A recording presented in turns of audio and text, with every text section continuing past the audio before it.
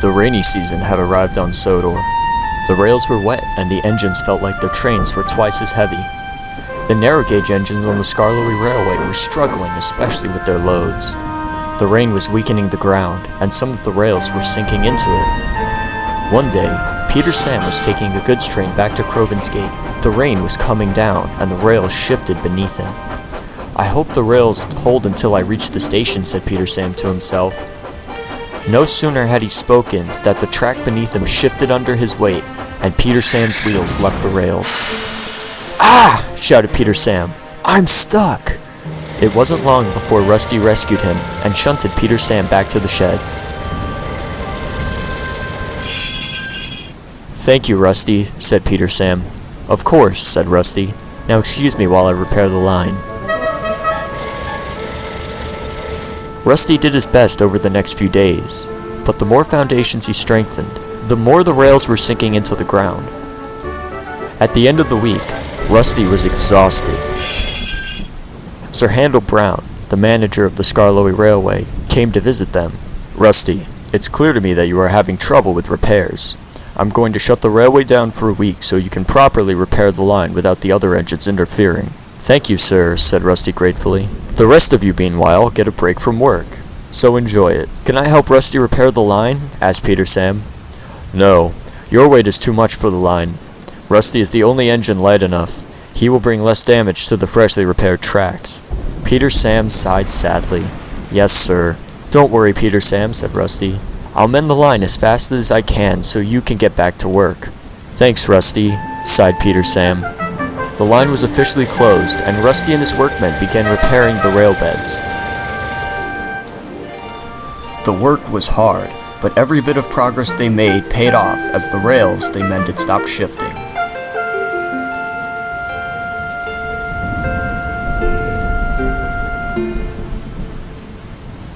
Meanwhile, Peter Sam was becoming impatient in the shed. "Why are you so anxious, Peter Sam?" asked Sir Handel. "We finally have time to relax and do nothing. Stop worrying so much." "That's easy for you to say. I like to keep busy, and you know that," retorted Peter Sam. "Back me up here, Duncan." "Duncan? Ah, see? Duncan's enjoying the rest so much he's still asleep." "Would you two quit bickering like little girls?" shouted Duke. "It's getting on my nerves." "How about this?" proposed Skarloey. "I'll tell you all a story about perseverance, and you'll stop arguing." "What's perseverance?" asked Peter Sam. "Perseverance is not giving up even though the going is tough," replied Rheneas. So everyone quieted down, and Skarloey began his story. "Long ago, when it was just me and Rheneas, it rained for 3 months straight. Our line was beginning to fall apart, and money was tight, so we couldn't make all of the repairs at once. We just had to learn where the line was weak and tread carefully over it. One day, our manager told us that there was an important visitors train to take. It would be full and heavy. Rheneas was to take it down the valley, and I was to take it back up. The day soon came, and Rheneas and I were pit with a tough ride.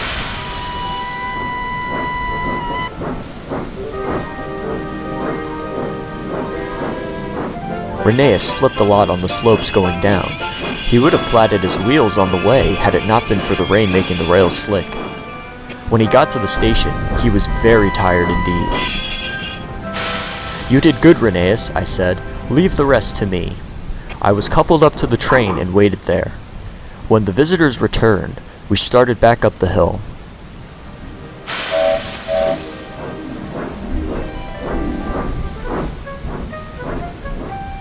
I had a tough deal going up. Where Rheneas could use the lack of grip to his advantage, I had no such fortune. My wheels seemed to slip almost every next meter. The heavy coaches behind me were no help either.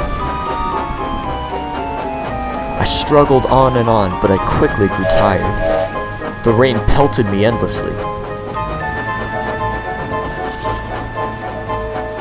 By the time I reached the middle station, I needed more coal and water badly.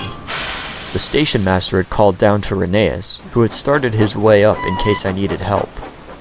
After a refill, I struggled on through the storm.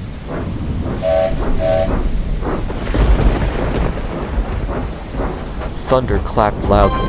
The clouds rolled over and over. and more rain than ever came down.